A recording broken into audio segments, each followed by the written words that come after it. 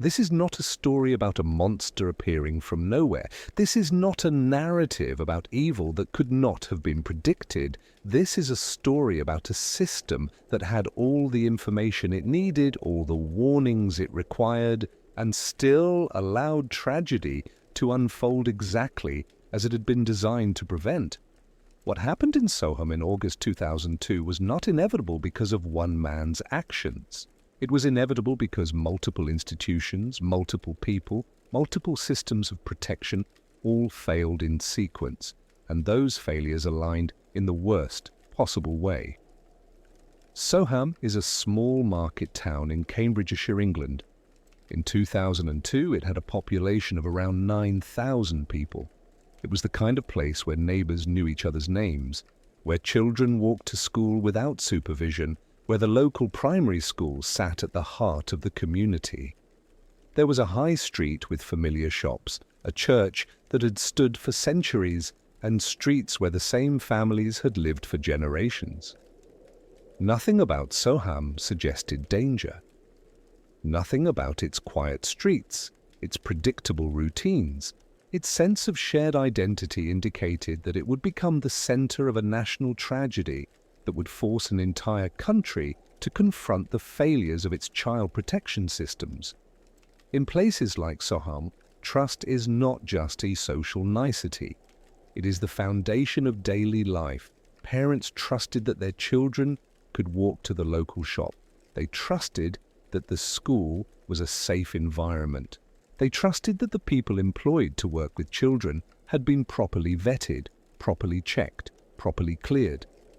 This trust was not blind, it was based on the assumption that systems existed to verify safety, that institutions communicated with each other, that warning signs would be caught before they became tragedies. But trust, when it is built on broken systems, becomes the most dangerous thing of all. It creates the illusion of safety while the mechanisms meant to guarantee that safety have quietly stopped functioning. The story of Soham is not about the absence of warnings. It is about warnings that existed but were never connected. It is about information that was documented but never shared. It is about procedures that were followed individually but never coordinated collectively. And it is about two 10-year-old girls, Holly Wells and Jessica Chapman, whose lives were ended by someone the system already knew posed a risk. Someone who should never have been in a position of trust. Someone who had been allowed to slip through gaps that were wide enough to be visible, but somehow invisible to the institutions responsible for closing them. Before August 2002, Soham operated with the rhythm of routine. The local primary school, Soham Village College, served the community as both an educational institution and a social hub. Parents dropped their children off in the morning with the same casual confidence they had every day before. Teachers prepared lessons, administrative staff managed schedules. The school year had its familiar pattern of terms and holidays, assemblies and sports days, parent evenings and Christmas concerts. It was an institution woven into the fabric of the community, a place where generations had been educated, where trust was not questioned because it had never been betrayed. And among those staff members was a caretaker who had been hired the previous year, someone who lived on the school grounds with his partner, who was herself a teaching assistant at the school. To the parents, to the community, to anyone observing from the outside, this arrangement appeared entirely normal. Background checks had presumably been completed, references had presumably been verified, the systems that were supposed to protect children had presumably done their work. The caretaker was visible around the school. He maintained the buildings. He was seen in the corridors, on the grounds, performing the ordinary tasks that keep an institution functioning. His presence was unremarkable, expected, trusted. But those presumptions were false. The caretaker was Ian Huntley. His partner was Maxine Carr.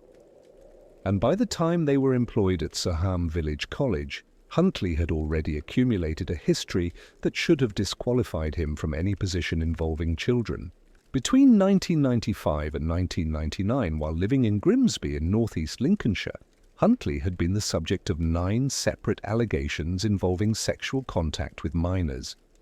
These were not minor complaints, these were not misunderstandings.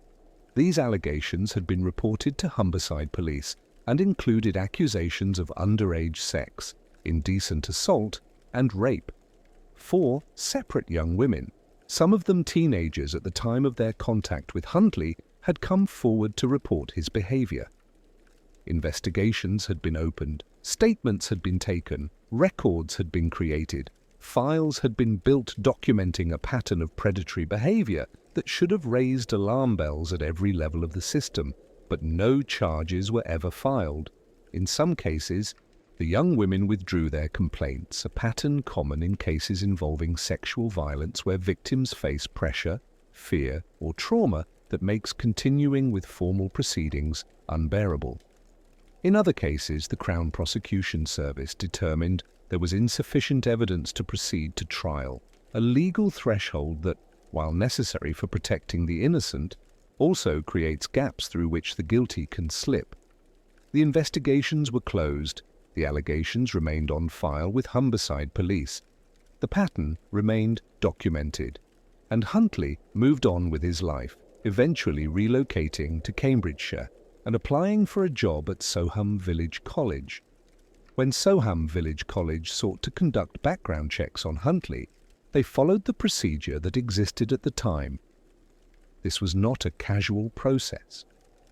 Schools took vetting seriously.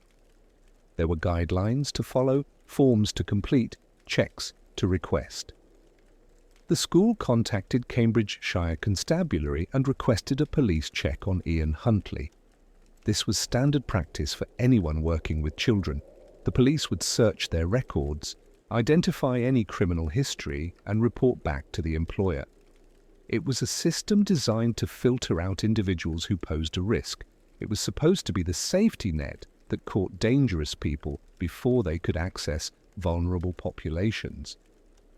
Cambridgeshire Constabulary received the request and conducted their search. They examined their own records, looking for any history of criminal activity, any arrests, any convictions, any intelligence that would suggest Ian Huntley was a risk. They found nothing. Huntley had no criminal convictions. He had no record of arrests within Cambridgeshire. He had never come to the attention of local police. The check came back clear. The system had been followed. The procedure had been completed. And Soham Village College received confirmation that, as far as could be determined from official records, Ian Huntley was safe to work with children. He was hired. And no one at Cambridgeshire Constabulary thought to contact Humberside Police to see if records existed there, in the jurisdiction where Huntley had previously lived. The system was not designed to make that connection automatically. It relied on individual initiative, on someone thinking to ask the right question, on an assumption of thoroughness that did not exist in practice. There was no national database. There was no centralized system that would flag intelligence from other regions. Each police force operated independently, managing their own records, responding to requests based on their own information. If an individual moved from one jurisdiction to another, their history did not automatically follow them. It remained in the files of the original police force, invisible to anyone who did not know to look there. This was not a technological problem. The technology existed to share information. This was not about databases that could not communicate. It was about databases that were not required to communicate.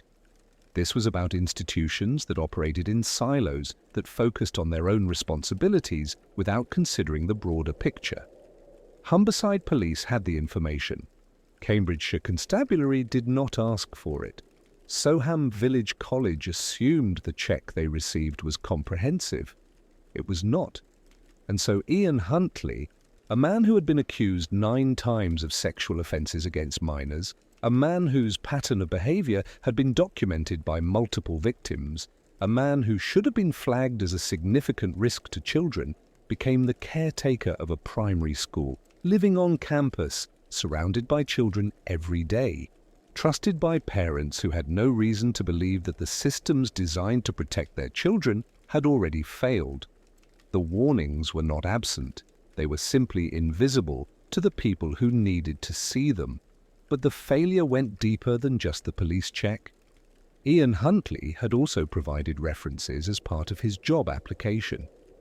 These references were from previous employers, individuals who could vouch for his character and suitability for working with children. On paper, the references appeared satisfactory, but they were not thoroughly verified. The school did not dig deeper into Huntley's employment history. They did not contact every previous employer.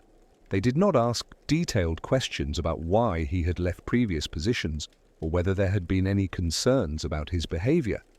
This was not unusual. Reference checks are often perfunctory, a box to tick on a checklist rather than a genuine investigation. Employers rely on the information provided, assuming that if something serious had occurred, it would have been documented, it would have been flagged, it would have been impossible to miss.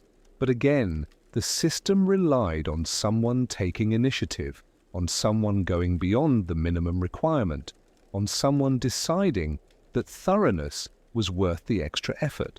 And in most cases, that initiative is not taken, not because people are lazy or uncaring, but because they are busy, because they are following established procedures, because they trust that if something were truly wrong, the formal systems would catch it. They trust that the police check would flag dangerous individuals. They trust that references would not be provided by employers who had concerns. They trust that the various layers of protection are functioning as designed. And when all those layers fail simultaneously, when every assumption turns out to be false, the result is catastrophic. In the weeks and months leading up to August 2002, life in Soham continued with its familiar patterns. The school year ended in July and summer holidays began. Children filled the streets, riding bicycles, playing in parks, enjoying the freedom that summer brings in small towns where parents feel safe letting their children roam. Holly Wells and Jessica Chapman were best friends, inseparable in the way that 10-year-old girls often are. They had known each other for years. They attended Soham Village College together. They spent time at each other's homes. Their families were close. Holly was the daughter of Kevin and Nicola Wells. Jessica was the daughter of Leslie and Sharon Chapman. Both families were deeply rooted in the community. Both families trusted Soham in the way that everyone who lived there trusted it. Holly and Jessica were typical 10-year-olds. They enjoyed football, particularly Manchester United, and often wore matching football shirts. They had favourite television shows, favourite songs, favourite places to go in town. They were bright, happy children with their whole lives ahead of them. They walked to school together, spent afternoons together, made plans for the future together. Their friendship was the kind that defines childhood, the kind that feels eternal when you are living it, the kind that parents watch with quiet joy because they know how precious those bonds are. On Sunday, August 4th, 2002, the Wells family was hosting a barbecue at their home on Red House Gardens in Soham. It was a warm summer evening, the kind where families gather in gardens, where food is cooked outdoors, where children play while adults relax and enjoy the weather. Jessica Chapman came over to join the barbecue. The two girls spent the afternoon and early evening together, eating, playing, talking, the way best friends do when they have nowhere else to be and nothing else they need to do. The atmosphere was relaxed, comfortable, safe. This was not a special occasion. This was just an ordinary Sunday in Soham, the kind of day that happens countless times every summer in every small town across the country. Around 6:30 in the evening, as the barbecue was winding down, Holly and Jessica asked if they could go for a walk. They wanted to buy sweets from the vending machines at the local sports centre, Ross Piers Sports Centre, which was about a 10-minute walk from the Wells' home. Their parents agreed without hesitation. This was Soham. Children walked around the neighbourhood all the time. The route to the sports centre was straightforward. along streets the girls knew well. There was no reason to worry, no reason to say no, no reason to think this request was any different from the dozens of similar requests their parents had granted before. Holly and Jessica left the house wearing matching red Manchester United football shirts. Holly wore number 7, the number worn by David Beckham. Jessica wore number 9. They walked down Red House Gardens, turned onto Sand Street, heading toward the centre of town. They were seen by neighbours, by other families enjoying the summer evening. They appeared exactly as they were, two friends on a routine errand in a familiar place. No one saw anything unusual, no one had any reason to pay particular attention. It was an ordinary moment in an ordinary evening. They were never seen alive again. The last confirmed sighting of Holly Wells and Jessica Chapman alive was captured on CCTV at the Ross Piers Sports Centre at approximately 6:53 in the evening. The footage shows two girls in red football shirts walking near the Sports Centre building. The image is grainy, the kind of low-quality security camera footage that is common in small community facilities, but the girls are identifiable. They appear relaxed, walking together, talking. There is nothing in their body language that suggests distress or concern. They are simply two children going about their evening, unaware that they are being watched by a camera, unaware that this footage will become one of the most analysed pieces of evidence in a case that will soon dominate national headlines. What happened in the next hour remains partially reconstructed from evidence, testimony, and investigation, but the timeline is clear. At some point after leaving the sports centre, Holly and Jessica encountered Ian Huntley. The exact circumstances of this encounter have been disputed, but the outcome was not. Huntley lured the girls into the house he shared with Maxine Carr on the grounds of Soham Village College. The house was at 5 College Close, a semi-detached property that came with Huntley's position as caretaker. It was located on the school campus, a place the girls would have recognized, a place that would not have seemed threatening. Maxine Carr, who was a teaching assistant and whom the girls knew from school, was not at home that evening. She was visiting family in Grimsby. But Huntley told the girls that Carr was upstairs, creating a reason for them to enter the house. Once inside, Ian Huntley murdered both girls. The exact method and sequence has been subject to legal testimony and forensic analysis, but the core fact is undisputed. Within a short period of time, both Holly Wells and Jessica Chapman were dead, and Ian Huntley, now faced with the reality of what he had done, began a process of concealment that would occupy the rest of that night and the early hours of the following morning. Huntley placed the bodies of both girls in his car, a red Ford Fiesta. He drove approximately 10 miles to a remote location near RAF Lakenheath, a Royal Air Force station in Suffolk. The area he chose was isolated, accessible by rough track, surrounded by fields and agricultural land. It was the kind of place where someone could work unobserved, where evidence could be hidden, where discovery was unlikely. Huntley removed the bodies from the car and placed them in a ditch beside a track.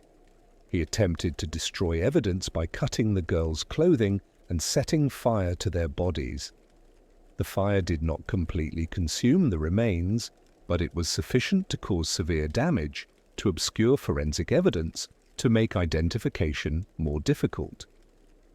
After hiding the bodies, Huntley returned to Soham.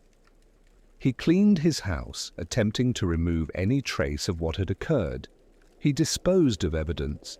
He created a story that would explain his contact with the girls without implicating him in their disappearance. And then he waited, knowing that when the girls did not return home, their parents would begin searching, the police would be called, and questions would be asked. At first, the absence of Holly and Jessica did not register as an emergency. When the girls did not return from their walk by the expected time, their parents assumed they had been delayed, that they had run into other friends, that they were simply taking longer than anticipated. But as the evening stretched into night, concern grew into alarm. Kevin and Nicola Wells began searching the neighborhood, walking the route to the sports center, checking the places they knew their daughter frequented. Sharon and Leslie Chapman did the same. They called friends, asking if anyone had seen the girls. They knocked on doors. They walked through the streets, calling their daughters' names. By late evening, the concern had escalated to genuine fear. The girls had been gone for hours. It was now dark. They had not contacted their parents. This was not normal behavior. Holly and Jessica were responsible children. They would not have stayed out this late without calling. They would not have worried their parents intentionally. Something was wrong. Shortly before 11 o'clock that night, Cambridgeshire Constabulary was notified that Holly Wells and Jessica Chapman were missing. The police response was immediate and extensive. Officers were dispatched to Soham within minutes. They began searching the area around the town, focusing on the route between Red House Gardens and the sports centre. They interviewed neighbours, asking if anyone had seen the girls. They checked the sports centre itself, examining the vending machines the girls had intended to visit, looking for any sign of where they might have gone. Initial inquiries were conducted with the calm efficiency of officers who hoped this would be resolved quickly, that the girls would be found safe, that there would be a simple explanation. But as the hours passed and no trace of Holly or Jessica was found, the nature of the investigation changed. By early morning on Monday, August 5th, neighbouring police forces had been alerted. Suffolk Constabulary, Norfolk Constabulary and other regional forces were asked to assist. The media was contacted. By Monday morning, the disappearance of Holly Wells and Jessica Chapman was national news. Photographs of the two girls smiling in their school uniforms appeared on television broadcasts and in newspapers. The story spread rapidly. Two 10-year-old girls, best friends, had vanished from a quiet town in broad daylight. There were no witnesses to an abduction. There were no reports of suspicious vehicles. There was no ransom demand. There was simply an absence where there should have been presence, a void that grew more terrifying with every passing hour. Search teams were organized with military precision. Police officers, search and rescue teams, and volunteers from the community joined the effort. The search area expanded beyond Soham, covering fields, woods, waterways, and abandoned buildings across Cambridgeshire and into neighbouring counties. Helicopters equipped with thermal imaging cameras flew over the surrounding countryside, looking for any sign of the missing girls. Police divers searched local rivers, ponds, and drainage ditches. Specially trained dogs were brought in to track scents. The entire apparatus of a major investigation was activated, and at the centre of that effort was a community that could not comprehend what was happening. Soham was not the kind of place where children disappeared. It was not the kind of place where parents had to fear for their children's safety. The town had no history of abductions, no reputation for danger, no reason to believe that anything terrible could happen there. And yet two girls were gone, and no one knew where. The psychological impact on the community was immediate and profound. Parents kept their children indoors. Neighbours watched strangers with suspicion. The sense of security that had defined Soham for generations evaporated in a matter of hours, replaced by fear, confusion, and a desperate hope that somehow, against all odds, Holly and Jessica would be found alive. Among the volunteers who joined the search effort was Ian Huntley. He appeared at the school on Monday morning, offering to help coordinate the search from the school grounds. He spoke to police officers, providing information about the layout of the school, the surrounding area, the places where children in Soham typically played. He gave interviews to the media, expressing concern for the missing girls and describing himself as one of the last people to see them. In one interview that would later become infamous, Huntley stood outside his house and told reporters that Holly and Jessica had walked past his home on Sunday evening. He said they had stopped briefly to ask about Maxine Carr, his partner, who was a teaching assistant the girls knew from school. He described a short, innocent conversation and then watched them walk away toward the town centre, presumably toward the sports centre. Huntley's demeanour was calm, helpful, concerned. He appeared to be exactly what he claimed to be, a member of the school staff who was worried about 2 missing students and wanted to do whatever he could to help find them. He participated in search efforts. He distributed missing person posters. He spoke to neighbours and journalists. And because he was a member of the school staff, because he was someone the community recognised, because he had inserted himself into the search effort in a way that appeared natural and helpful, no one questioned his presence. No one thought to investigate him more closely. No one had any reason to suspect that the man helping to search for Holly Wells and Jessica Chapman was the same man who had killed them. This pattern of behaviour, where a perpetrator inserts themselves into the investigation or search effort for their victim, is well documented in criminal psychology. It serves multiple purposes. It allows the perpetrator to monitor the progress of the investigation, to gauge how close authorities are to discovering the truth. It provides a veneer of innocence, a public display of concern that deflects suspicion. And it satisfies a psychological need for control, for remaining connected to the crime even as efforts to solve it intensify. But in the moment, when a community is desperate for answers and mobilizing every available resource, these behaviors do not register as suspicious. They register as helpful. The search continued for days. Media coverage intensified. The faces of Holly Wells and Jessica Chapman appeared on every news broadcast, in every newspaper, on posters in every town across the country. The story dominated the national conversation. People who had never been to Soham, who had no connection to the families, followed the case with obsessive attention, hoping for a miracle, praying for the girls to be found safe. Vigils were held, tributes were created. The entire country seemed to hold its breath, waiting for news. Kevin and Nicola Wells, Sharon and Leslie Chapman made public appeals, begging for information, pleading with anyone who might know anything to come forward. Their anguish was visible, raw, unbearable to witness. They clung to hope because the alternative was too terrible to contemplate. They believed that somewhere, somehow, their daughters were still alive, that this nightmare would end with a reunion, that the systems and people working to find Holly and Jessica would succeed. But 13 days after the girls disappeared, that hope was extinguished. On Saturday, August 17th, 2002, a gamekeeper working near RAF Lakenheath in Suffolk discovered human remains in a ditch beside a track in an area known as Warren Hill. The remains were severely burned and partially decomposed, but forensic examination quickly confirmed what everyone feared. The bodies were those of Holly Wells and Jessica Chapman. They had been dead since the night they disappeared. Every hour of searching, every appeal for information, every desperate hope had been in vain.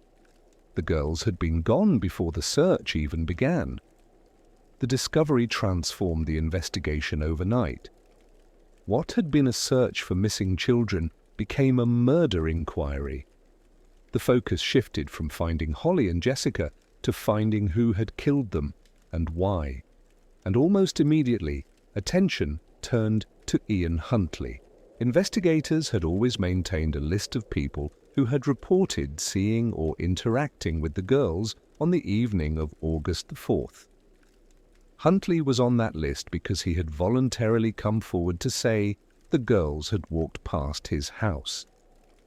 But now, with the knowledge that this was a murder investigation, that initial statement took on new significance. Police began to examine Huntley's account more closely. They found inconsistencies. His timeline did not quite match other witness statements. His description of where the girls had gone after leaving his house did not align with the CCTV footage and other evidence, and when investigators started to dig into his background, when they began asking questions about his history, red flags began to appear. But the most damning evidence came from forensic examination of Huntley's house and car. Despite his efforts to clean the scene, traces remained.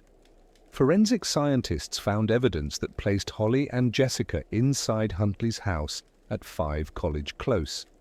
Fibers from their clothing were found in his home.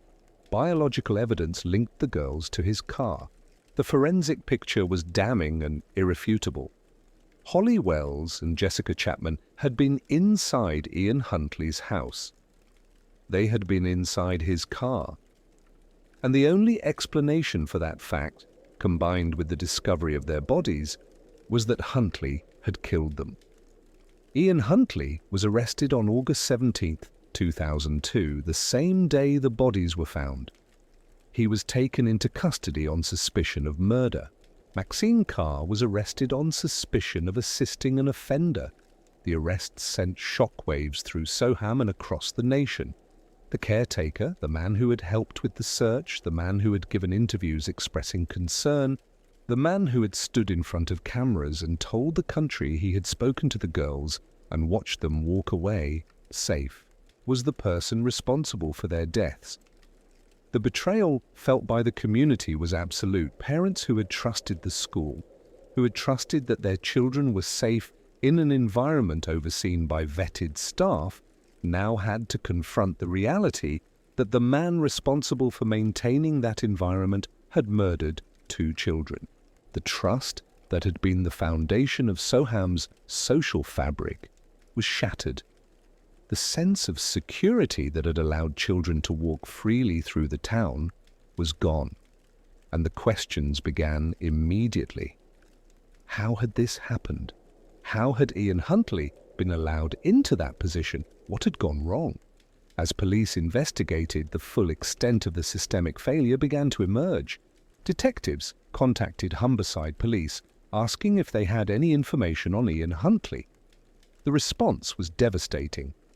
Humberside Police revealed that Huntley had been the subject of 9 separate allegations of sexual offences involving minors between 1995 and 1999. 9 allegations, 9 separate instances where young women had come forward to report predatory behaviour. 9 times when the system had been given information that should have prevented Huntley from ever working with children.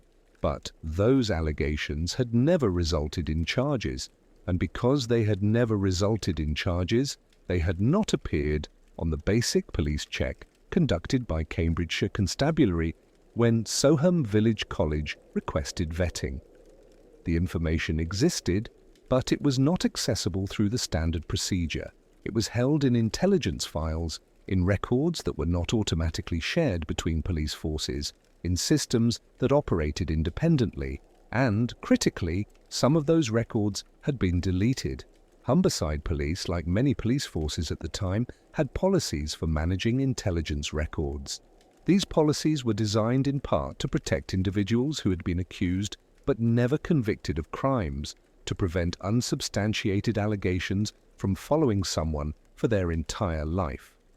Records were periodically reviewed, and if no charges had been filed, if no further evidence had emerged, those records could be deleted to free up storage space and to comply with data protection principles. In Huntley's case, some of the intelligence about his alleged offences had been purged from active databases.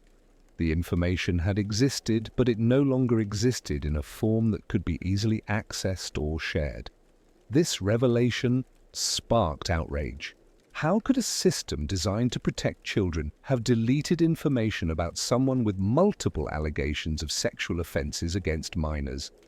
How could the principle of data protection be prioritized over the principle of child safety?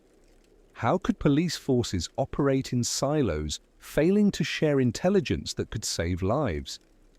These questions demanded answers, and the government ordered a formal inquiry to examine what had gone wrong. But first, there was a trial. Ian Huntley was charged with 2 counts of murder. Maxine Carr was charged with conspiring to pervert the course of justice and assisting an offender. The trial began on November 5, 2003 at the Old Bailey in London. It lasted 7 weeks and was one of the most closely watched criminal trials in British history. The prosecution presented a comprehensive case. Forensic evidence placed Holly and Jessica in Huntley's house and car. Witness testimony established a timeline that contradicted Huntley's initial statements. Phone records showed that Huntley had made calls to Maxine Carr shortly after the murders, calls in which he had allegedly told her what had happened and asked her to provide him with an alibi. And Carr had done exactly that. When police first questioned her, she had told them she was at home with Huntley on the evening of August 4th, that she had been there when the girls walked past, that she had seen them from the window. It was a lie. Carr had been in Grimsby that evening, visiting family. Her false statement was an attempt to support Huntley's story, to make it appear that there were 2 witnesses to the girls walking safely away from the house, to deflect suspicion from Huntley. Huntley's defense attempted to argue that the deaths had been accidental, that the girls had died as a result of a tragic mishap rather than deliberate murder. But the forensic evidence, the attempts at concealment, the lies told to police, and the disposal of the bodies all contradicted that narrative. The jury was not persuaded. On December 17, 2003, after deliberating for approximately 1 day, the jury returned their verdict. Ian Huntley was found guilty of 2 counts of murder. The courtroom was silent as the verdict was read. The families of Holly Wells and Jessica Chapman wept. The nation, which had followed the case for more than a year, felt a collective sense of justice, tempered by the knowledge that no verdict could bring the girls back. Huntley was sentenced to life imprisonment with a recommendation that he serve a minimum of 40 years before being considered for parole. The judge described the murders as crimes of exceptional gravity, noting that Huntley had shown no genuine remorse and had attempted to manipulate the investigation through lies and deception. Maxine Carr was found guilty of conspiring to pervert the course of justice and was sentenced to 3.5 years in prison. She was later released and given a new identity due to concerns about public hostility. But the conviction of Ian Huntley did not close the case in the broader sense. It did not answer the systemic questions that had emerged during the investigation. How had he been allowed into a position of trust? How had 9 allegations failed to prevent his employment? How had the vetting system failed so completely? These questions demanded a thorough examination, and in 2003 the government appointed Sir Michael Bishard to lead an independent inquiry into the circumstances surrounding Huntley's employment at Soham Village College. The Bishard inquiry was comprehensive and unsparing. It examined the vetting procedures used by Soham Village College, the police checks conducted by Cambridgeshire Constabulary, the intelligence held by Humberside Police, and the broader systemic issues that had allowed Huntley to slip through multiple layers of protection. The inquiry heard evidence from police officers, school administrators, social workers, and child protection experts. It reviewed policies, procedures, and records. And its findings, published in June 2004, were damning. The inquiry found that Humberside Police had failed to properly record and manage the intelligence they held on Huntley. Allegations had been logged in various systems, but those systems did not communicate with each other effectively. Some allegations were recorded in one database, but not in others. Some records had been deleted as part of routine data management, eliminating crucial information that should have been retained. When Cambridgeshire Constabulary requested a background check, the fragmented and incomplete nature of Humberside's records meant that the full picture of Huntley's history was not visible. The inquiry also found that the vetting procedures for individuals working with children were inconsistent across different regions and institutions. There was no national standard. There was no centralized database that employers could access to check the backgrounds of potential employees. Each police force managed its own records. Each school or institution interpreted vetting guidance in its own way. The result was a patchwork system full of gaps, a system where someone like Huntley could move from one jurisdiction to another and effectively reset their history. Sir Michael Bishard's report made several key recommendations. He called for the creation of a national registration scheme for people working with children and vulnerable adults, a centralized system that would track individuals across jurisdictions and maintain comprehensive records of allegations, investigations, and convictions. He called for improved information sharing between police forces, with clear protocols for how intelligence should be recorded, retained, and shared when vetting checks were requested. He called for a standardized vetting process that would be consistent across all regions and all types of institutions working with children. And he called for a cultural shift within police forces and other agencies, a recognition that child protection must be the absolute priority, overriding concerns about data protection, administrative convenience, or resource constraints. The government accepted the inquiry's recommendations and began implementing reforms.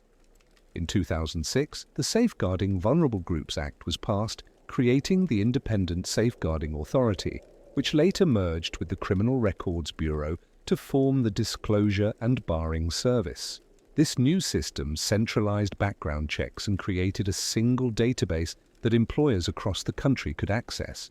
The vetting process was strengthened to include not just criminal convictions, but also relevant police intelligence, allegations that had not led to prosecution, and information from other agencies, such as social services. The reforms represented a significant improvement over the system that had existed in 2002.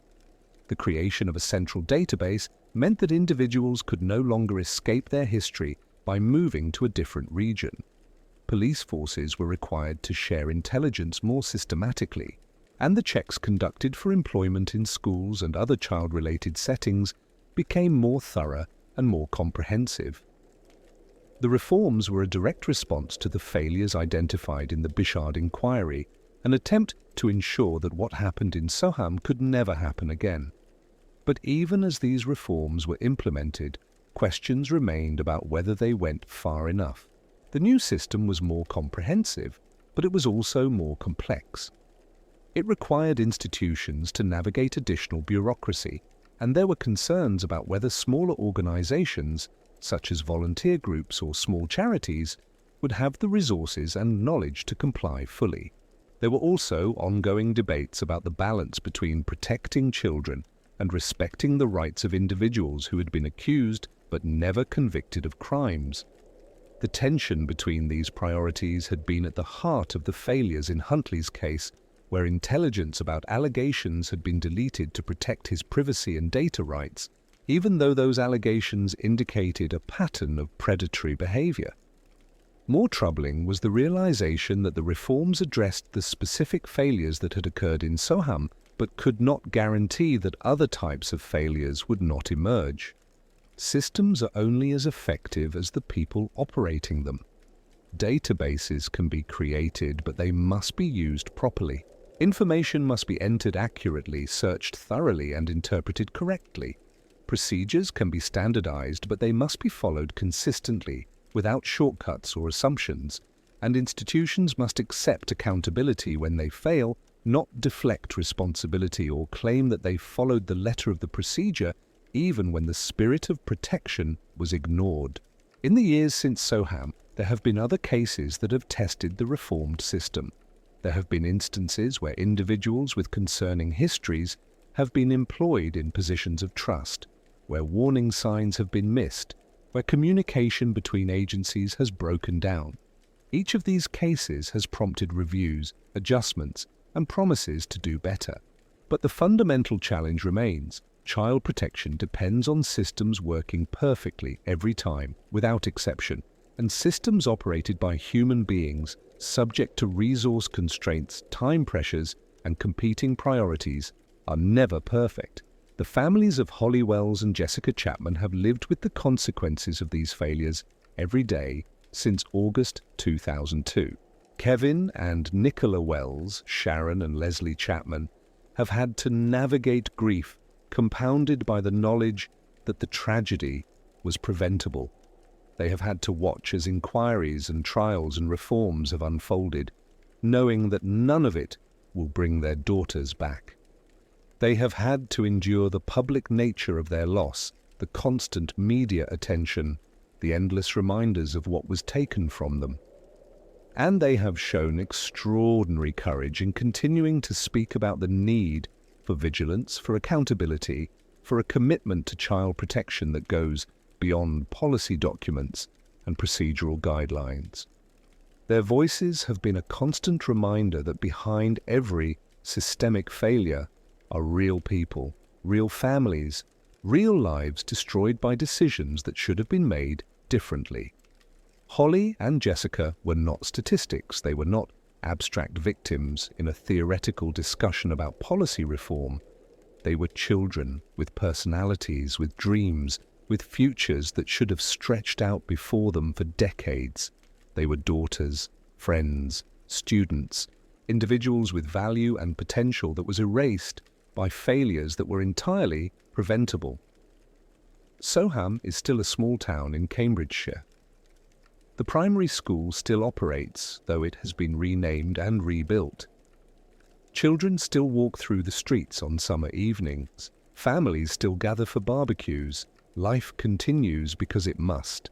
But the memory of what happened in August 2002 remains. It remains in the conversations parents have about safety, in the heightened awareness of where children are and who they are with. It remains in the procedures schools follow when hiring staff, the checks that are now more thorough, the questions that are now asked more carefully. It remains in the national consciousness as a symbol of what can happen when systems fail, when trust is misplaced, when the mechanisms designed to protect the vulnerable break down at the moment they are needed most. And it remains as a question that has never been fully answered, a question that haunts every discussion of child protection, every review of vetting procedures, every case where warning signs appear but are not acted upon. How much failure is acceptable before we say the system itself is broken? Because the truth about Soham is not that it was unique. The truth is not that it represented an anomaly, a one-in-a-million confluence of circumstances that could never be repeated. The truth is that it was predictable. Ian Huntley's history was known. His pattern of behavior was documented. The information existed that could have prevented him from being hired at Soham Village College. The system had the tools it needed to protect Holly Wells and Jessica Chapman. It had the intelligence, the records, the allegations, the pattern of predatory behavior, and it did not use them. Not because of a single catastrophic error that can be identified and corrected. Not because of one person who failed to do their job, but because of a series of smaller failures that accumulated into something catastrophic. Because police forces did not communicate across jurisdictions. Because data protection policies prioritized the privacy of accused individuals over the safety of potential victims. Because vetting procedures were followed in a perfunctory way without genuine investigation. Because references were accepted without verification.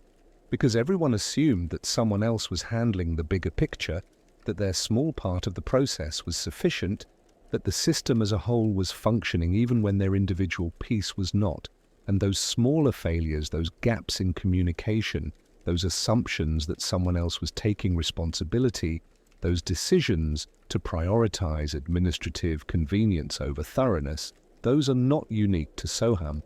They are present in systems everywhere, waiting for the circumstances to align in the worst possible way. They are present in schools and hospitals, in social services and youth organizations, in every institution that works with vulnerable populations. They are present because systems are complex, because resources are limited, because people are busy and procedures are numerous. And it is always tempting to assume that if something were truly wrong, someone else would catch it. The reforms implemented after Soham were necessary and important. The creation of the disclosure and barring service, the centralization of vetting procedures, the improved information sharing between police forces, all of these were steps in the right direction. They closed specific gaps that had allowed Ian Huntley to slip through. They made it harder for individuals with concerning histories to move between jurisdictions and reset their records. They created mechanisms for better coordination and communication, but they were reactive, not proactive. They addressed the failures that had already occurred rather than anticipating the failures that might occur in the future. And they were implemented in a context where resources are finite, where institutions are under constant pressure to do more with less, where the temptation to take shortcuts is always present. The disclosure and barring service check is more comprehensive than what existed in 2002, but it is also more expensive and time-consuming. Organizations must wait longer to hire staff. They must navigate more complex procedures.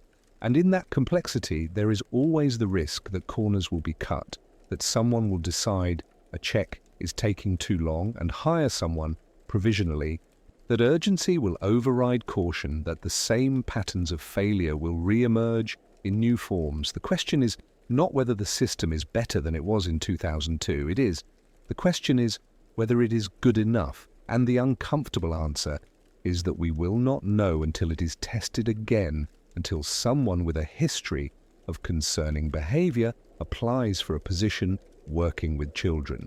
Until information about that history exists in records somewhere, and until we see whether the improved systems catch that information, connect it properly, and make the right decision. Because child protection is not a problem that can be solved once and then forgotten. It is not a box that can be ticked and then ignored. It requires constant vigilance, constant attention, constant commitment. It requires institutions that are willing to communicate even when it is inconvenient, even when it requires extra work, even when it means delays and complications. It requires individuals who are willing to ask difficult questions, even when those questions slow down processes, even when they create friction, even when the easy path would be to accept the information provided and move on. It requires a culture that places the safety of children above every other consideration, including institutional reputation, administrative efficiency, budgetary constraints, and the comfort of adults. It requires a willingness to acknowledge when systems fail and to hold those responsible accountable, not just with words, but with meaningful consequences. It requires transparency about failures rather than defensiveness, learning rather than excuse-making, genuine change rather than cosmetic adjustments. Soham did not happen because evil is unpredictable or because danger appears without warning. It happened because the systems designed to predict and prevent that danger did not function. Ian Huntley was not an unknown threat. He was not a stranger who appeared from nowhere. He was a documented risk that was allowed to become a reality. Holly Wells and Jessica Chapman did not die because their parents failed to protect them.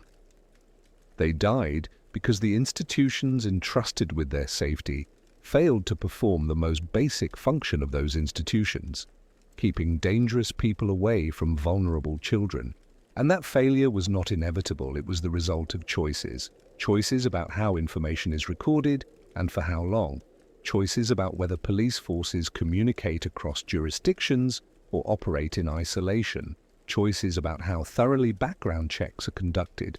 Choices about whether to prioritize speed or thoroughness when hiring staff.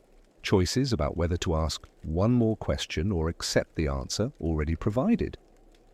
Choices made by individuals who believed they were following procedures, who believed someone else was responsible for the bigger picture, who believed the system was working because they had done their part without ever checking whether their part connected to anyone else's.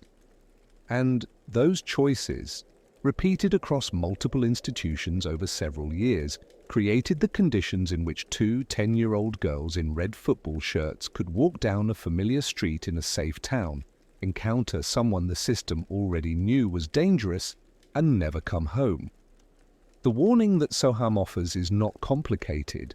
It is not about sophisticated technology or complex policy frameworks.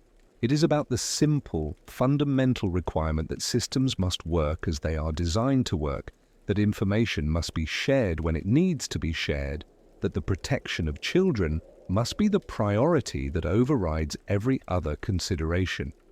When those requirements are not met, when institutions fail to communicate, when procedures are followed in isolation without coordination, when warnings are documented but not acted upon, tragedy becomes not just possible but probable. By the time Holly Wells and Jessica Chapman were reported missing in Soham, the failure had already happened. It had happened years earlier when allegations against Ian Huntley were investigated but not charged, documented but later deleted, known but not shared. It had happened when background checks were requested but not expanded, when references were accepted without deeper inquiry, when procedures were followed in letter but not in spirit. It happened in every moment when someone could have asked one more question, could have made one more phone call, could have insisted on one more verification, and chose not to because it seemed unnecessary, because it seemed like someone else's responsibility, because the procedure they were following did not explicitly require it. And it happened again in the days after the girls disappeared, when Ian Huntley inserted himself into the search effort, and no one questioned why a man with his history was so eager to help, because no one knew he had that history, because the systems that could have revealed it had already failed. The search felt organized, the response felt thorough, the community felt supported. What no one knew was that the threat was already inside the perimeter, wearing the face of a concerned neighbor, hiding behind the trust that had been granted to him by a system that had stopped functioning long before he ever set foot in Soham. Soham did not just expose a killer, it exposed a system that could not see itself, that could not recognize its own failures until those failures had already cost lives. It revealed institutions that operated in silos, that assumed others were filling the gaps they left, that trusted in procedures without verifying outcomes. And it forced a reckoning that was long overdue, a recognition that child protection is not about good intentions or well-meaning policies, but about systems that actually work, that actually connect, that actually stop dangerous people before they can cause harm. The reforms that followed were important, but they were not a conclusion. They were a beginning, a recognition that the work of protecting children is never finished, that vigilance must be constant, that the price of failure is too high to accept complacency. The question that remains is whether that recognition will endure, whether the urgency felt in the aftermath of Soham will persist as the years pass and the memory fades, whether institutions will continue to prioritize thoroughness over convenience, communication over isolation, accountability over self-protection. Because the next failure is not a matter of if, it is a matter of when. Systems will always have gaps. Human beings will always make mistakes. But the difference between a near miss and a tragedy is whether those gaps and mistakes are caught in time, whether someone asks the question that needs to be asked, whether information is shared when it needs to be shared, whether the warning signs are visible to the people who need to see them. Soham became a warning, not because it was unique, but because it was not. Not because it revealed a problem no one had anticipated, but because it revealed problems everyone should have seen coming. Not because it showed that evil exists, but because it showed that systems designed to stop evil can fail in ways that are predictable, preventable, and inexcusable. The memory of Holly Wells and Jessica Chapman deserves more than reforms. It deserves a commitment that their deaths will never be repeated, that no other family will have to endure what theirs have endured, that the failures that allowed Ian Huntley to harm them will not be allowed to harm anyone else. That commitment requires more than policy documents and procedural changes. It requires a culture of vigilance, a willingness to confront uncomfortable truths, an insistence that the protection of children is not a bureaucratic function, but a moral imperative that demands our constant, unwavering attention. How many failures are acceptable before we say the system is broken? How many warnings can be ignored before we acknowledge that ignoring warnings is the system? How many times can institutions claim they followed procedures while children die before we recognize that procedures are not enough? These are not rhetorical questions. They are the questions that Soham forces us to answer, and the only acceptable answer is zero. Zero acceptable failures, zero ignored warnings, zero children whose safety is sacrificed because a system could not be bothered to connect the information it already possessed. That is the standard Soham demands. That is the lesson its tragedy teaches. And that is the responsibility we carry if we claim to have learned anything from what happened in a small town in Cambridgeshire in August 2002, when two girls in red football shirts walked down a familiar street and encountered a danger the system had already documented but had failed to stop. The failure had already happened. The only question now is whether we will allow it to happen again.